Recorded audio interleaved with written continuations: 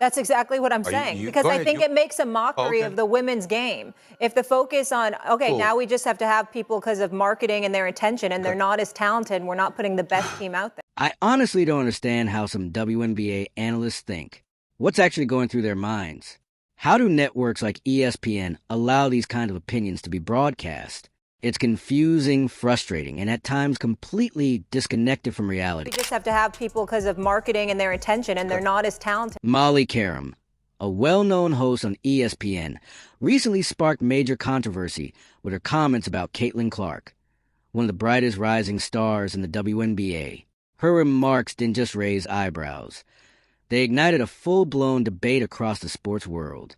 During a live segment, she suggested that players like Clark, despite bringing massive attention and viewership to the league, were more of a mockery of women's basketball than a true reflection of elite talent.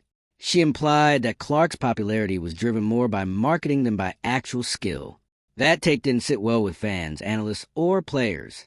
In a league where athletes constantly fight for recognition and respect, dismissing someone who is clearly elevating the game felt not only unfair, but completely out of touch.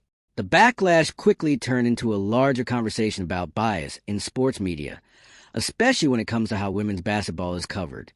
All I gotta say is she's lucky this UConn team isn't healthy.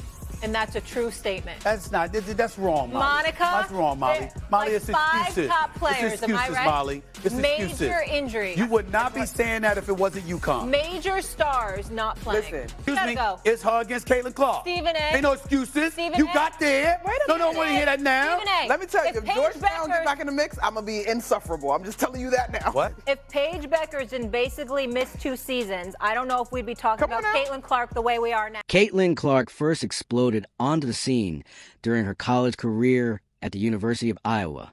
From the start, her impact was undeniable. She wasn't just scoring.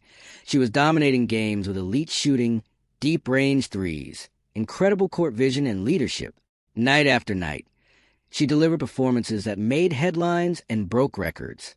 Her ability to control the pace of the game, create opportunities for teammates, and rise in clutch moments quickly turned her into a household name. Many began comparing her to the all-time greats of women's basketball. It felt inevitable that she would carry that momentum into the WNBA.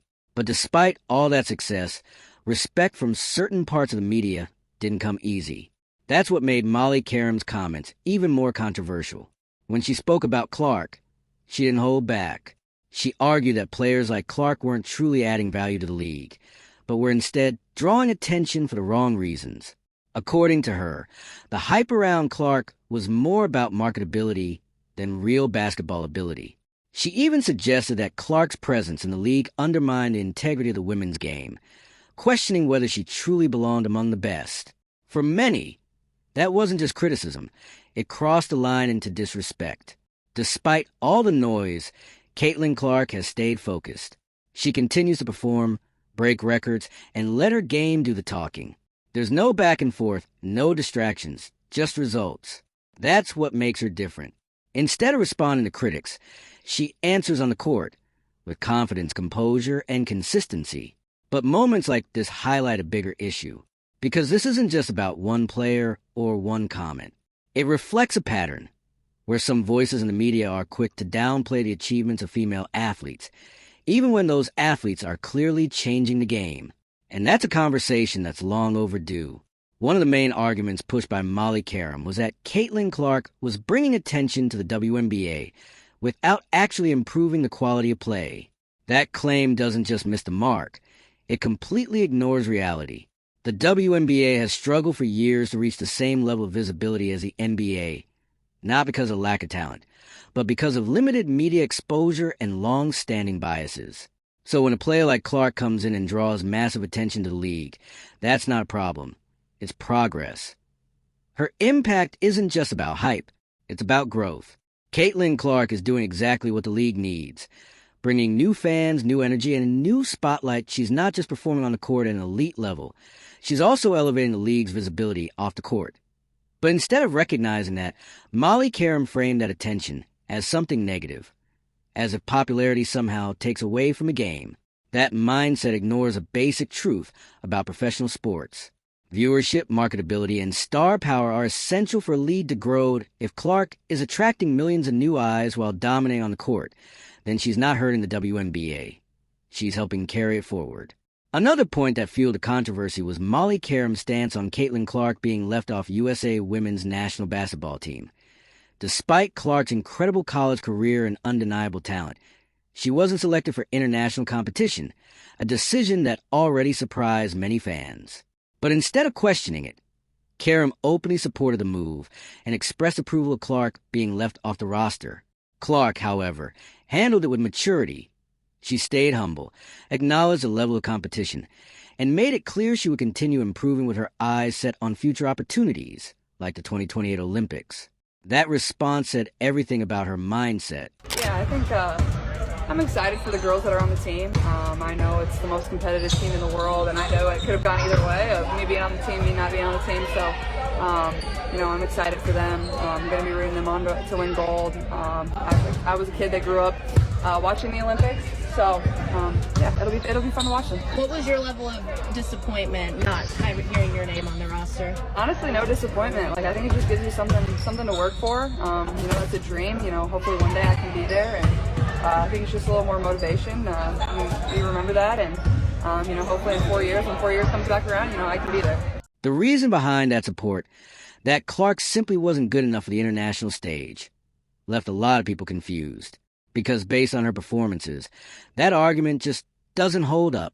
To question whether a player of Clark's caliber belongs at that level feels less like analysis and more like bias. And publicly celebrating her exclusion, that only made things worse. But as always in sports, there's one way to respond to doubt: performance. And Caitlin Clark responded in the loudest way possible. Against top teams like the Chicago Sky and the Los Angeles Sparks, Clark delivered performances that spoke for themselves.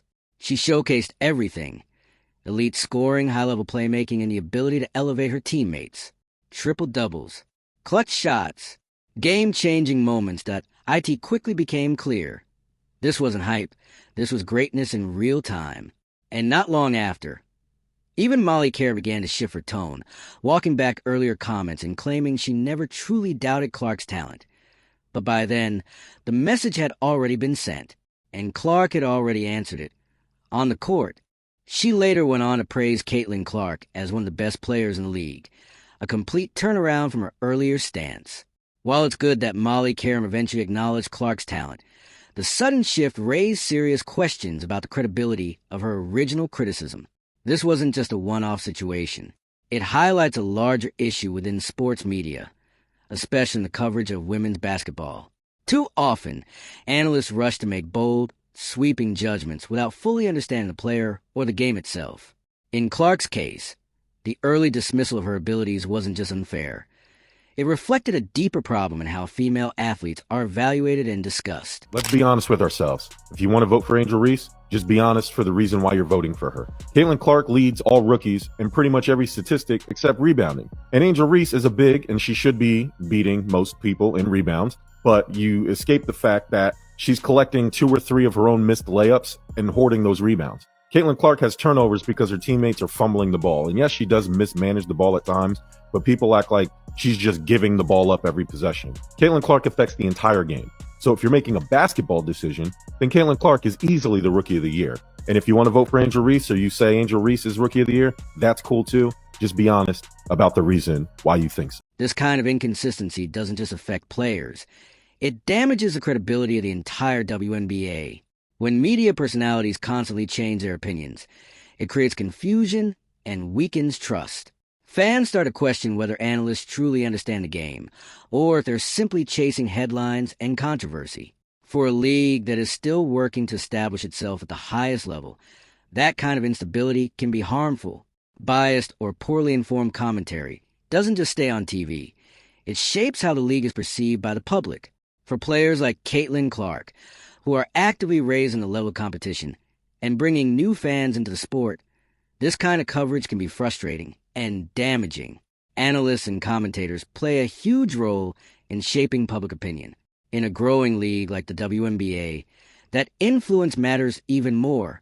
When a major voice makes bold claims, like calling Clark more a marketing tool than a real talent, It doesn't just spark debate, it affects how casual fans view her, and perception matters.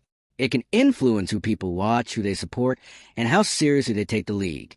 If fans are told that Caitlin Clark is all hype and not substance, some may choose not to tune in at all. That's why fairness and accuracy in analysis are so important. And when someone like Molly Karam quickly flips from criticism to praise, it only adds to confusion. One day Clark is dismissed, the next she's celebrated. It leaves fans unsure of what to believe. Over time, that inconsistency can erode trust in the media and make it harder for audiences to fully connect with the sport. For me, if Rookie of the Year was picked today, I give it to Angel. There's still stuff about her game that I'm like, I wish she would have stayed another year. And that is just from an offensive standpoint of working on her post game, working on her post moves.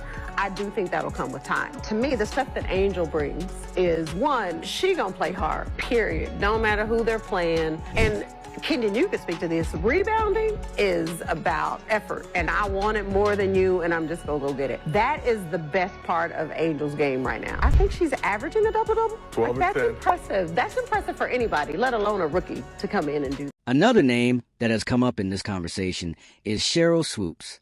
As one of the greatest players in WNBA history, her voice carries weight, but her approach to Caitlin Clark has drawn criticism.